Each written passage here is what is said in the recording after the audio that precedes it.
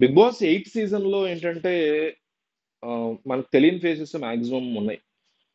TV serials చూసే వాళ్ళకి ప్రేరణ ఏమైనా తెలుసేమో కానీ విష్ణుప్రియ ఈ గేమ్ షోస్ కానీ లేకపోతే ఎంటర్టైన్మెంట్ షోస్ చూసే వాళ్ళకి విష్ణుప్రియ తెలుసేమో కానీ ఇక మిగతా వాళ్ళైతే అసలు ఆ ఫేసులు ఆ మొఖాలు ఆదిత్య ఓం ఇప్పుడు మా చిన్నప్పుడు హీరో సో ఎవరు తెలియదు.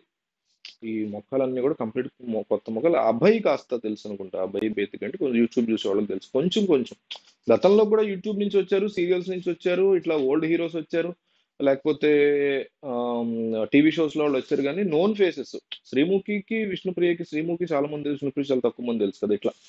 అయితే వీళ్ళలో ఈ ఫేమస్ వాళ్ళకంటే కూడా ఈ 1 వీక్ గా చూసుకుంటే నిఖిల్, సోనియా ఆకుల వీళ్ళిద్దరు చాలా ఎక్కువ నాయిస్ చేస్తున్నారు, లేకపోతే ఎక్కువ వీళ్ళు గూఫీగా కనిపిస్తున్నారు అనుకోవచ్చు. అయితే ఇక్కడ వీళ్ళిద్దరి మధ్య జరిగినటువంటి డిస్కషన్ ఒకసారి అబ్జర్వ్ చేస్తే మామూలుగా వచ్చినప్పటి నుంచి కూడా నిఖిల్కి సోనియాకి మధ్య ఏదో ఒక ఆ, ఒక కలహం జరుగుతూనే, ఏదో ఘర్షణ జరుగుతూనే ఉంటూ వస్తుంది. నిఖిల్ ఏదన్నా అన్నప్పుడు దాన్ని కన్ఫ్రంట్ చేయడం, సోనియా అట్లా అట్లా మనకి 2-3 డేస్ షోస్ అయిపోయిన ఎపిసోడ్స్ అయిపోయిన తర్వాత సడన్ గా వీళ్ళు ఏదైతే క్లాన్స్ ఉందో క్లాన్స్ ఇచ్చినప్పుడు చీఫ్ ల యొక్క పోటీలు జరిగిన టైంలో క్లోజ్ అయ్యారు Sonia and Nikhil. So general గా ఫస్ట్ లో గొడవ పడతారు, తర్వాత ఫ్రెండ్స్ అవుతారు, మళ్ళీ తర్వాత గొడవ పడతారు.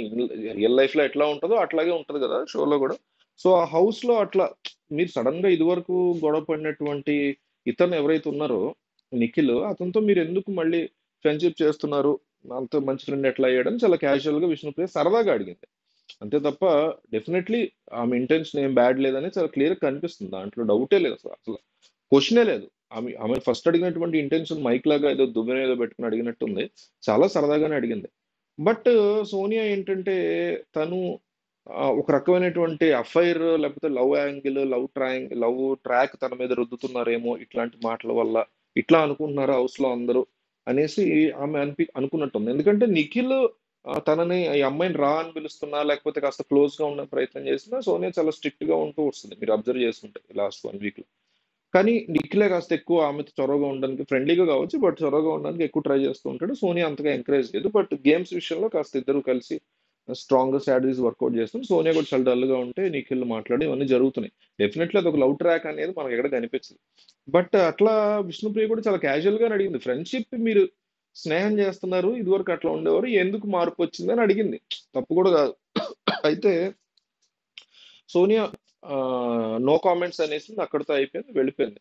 కానీ మళ్ళీ రూమ్ లోకి వెళ్ళి బాధపడుతూ విష్ణుప్రియని మళ్ళీ బయటకు వచ్చింది. ఇంకా ఈ కాన్వర్జేషన్, ఈ ఒక రకమైన డిస్కషన్ ఇద్దరి మధ్య పెరగడంతో అడల్టరేటెడ్ కామెడీ చేయను నేను, ఇలాగా నన్ను ఇందులోకి లాగద్దు అనేసి అక్కడ విష్ణుప్రియ చాలా సీరియస్ గా అఫెండ్ అయింది. అంటే విష్ణుప్రియ అనే కాదు, ఇప్పుడు ఈటీవీ కానీ మా టీవీ కానీ వీటిలో జరిగేటువంటి తొక్పాస్ ప్రోగ్రామ్స్ ఉంటాయి జీలో కానీ, ఈ పనికిమాల ప్రోగ్రామ్స్ అన్నింటిలో బూత్ కామెడీ జబర్దస్త్ నుంచి మొదలెట్టారు. ఆ తర్వాత ప్రతి ఎంటర్టైన్మెంట్ ప్రోగ్రామ్ కి వినాయక చవితి కావచ్చు, దీపావళి కావచ్చు, ఇంకోటి క్రిస్మస్ కావచ్చు, దేనికైనా ఒక ప్రోగ్రామ్ పెట్టేసి దాంట్లో బూత్ కామెడీలు, బూత్ స్కిట్లు వేసేసి ఈ బూత్ కామెడీ డెఫినెట్లీ చేస్తుంటారు, విచ్ హైలీ కండెమ్ చేయాల్సినటువంటి అంశం. కానీ సోనియా దానికి దీనికి లింక్ పెట్టడం చాలా బాగాలేదు యాక్చువల్గా.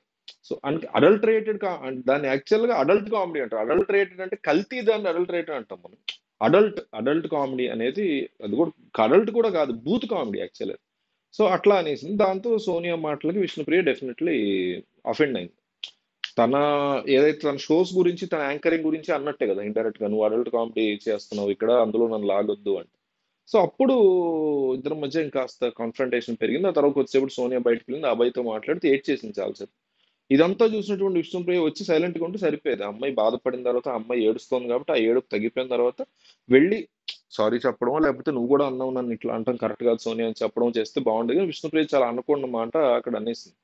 సో ఎందుకు దీంట్లో ఏడ్చేది ఏముంది, మీరే నన్ను సోనియా చెప్తోంది సుప్రియ, మీరే నన్ను అనకూడని మాట అన్నారు, మళ్ళీ అడల్ట్ కామెడీ, అడల్టరేటెడ్ కామెడీ అది ఇది అని నన్ను తప్పు చేసి మాట్లాడారు, మళ్ళీ మీరే ఎందుకు ఏడుస్తున్నారు అంటే మొత్తం హౌస్ లో మీరు ఒక్కడే పుణ్యస్త్రీ, నేను నేను నాకు సంబంధించిన వాళ్ళందరూ మాత్రం తేడాగాళ్ళమా అనేసి అంటే అబ్యూజివ్ గా అనేసింది. దాంతో ఇంకా ఇష్యూ చాలా పెద్దదైంది. వీళ్ళిద్దరి మధ్య అసలు ఎక్కడ కూడా కాంప్రమైజ్ సెషన్స్ కూడా ఏం నడవలేదు. ఈలోపే వీకెండ్ రావడం, నాగార్జున నాగార్జున కూడా గట్టిగానే విష్ణుప్రియకి ఒక తన తప్పు ఏంటి, ఎందుకు అట్లా మాట్లాడింది అనేది, తన ఇంటెన్షన్ ఫస్ట్ టైం మాట్లాడిన ఇంటెన్షన్ కరెక్ట్ కాకపోయి ఉండొచ్చు. బట్ సోనియా ఏదైతే అడల్ట్ కామెడీ చేయొద్దు నాతో, మీలాగా ఇలాంటి దాని కాదు నేను ఆ టైప్ లో మాట్లాడిందో, ఈ పుణ్యస్త్రీయ నువ్వు మేము తేడానా అనే దగ్గర విష్ణుప్రియ బ్యాడ్ అయిపోయినటువంటి సిచ్యువేషన్ స్పష్టంగా కనిపించింది. సో ఇది ఓవరాల్ గా నేను అబ్జర్వ్ చేసినటువంటి అంశం మొన్న జరిగిన ఎపిసోడ్. మీకు ఇంకా ఏమన్నా దీని మీద ఈ ఎపిసోడ్ ఈ పర్టికులర్ థింగ్ గురించి ఐడియా ఉంటే కింద కామెంట్ చేయండి.